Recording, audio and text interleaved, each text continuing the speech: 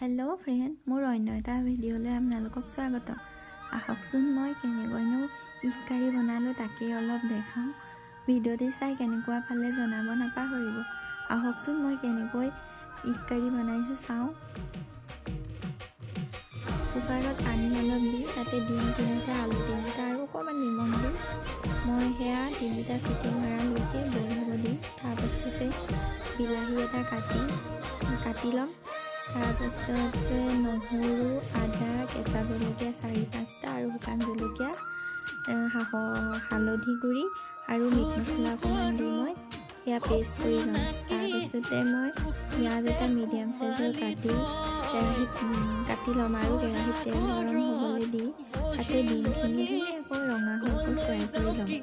ডিমখিনি fry হোৱাৰ পাছত সেয়া উলিয়াই মই তাতে সেই তেলখিনিতে আকৌ পিঁয়াজখিনি দি ৰঙা হোৱাকৈ ভাজি ল'ম। পিঁয়াজখিনি ভজাৰ পাছত তাতে পিচি থোৱা মছলাৰ পেষ্টখিনি ঢালি ধুনীয়াকৈ লৰাই দিম। লৰাই দিয়াৰ পাছত অলপ তেল ওলাবলৈ দিয়াৰ পাছত তাতে আলুখিনি দি ভাজি ল'ম ৰঙা হোৱাকৈ।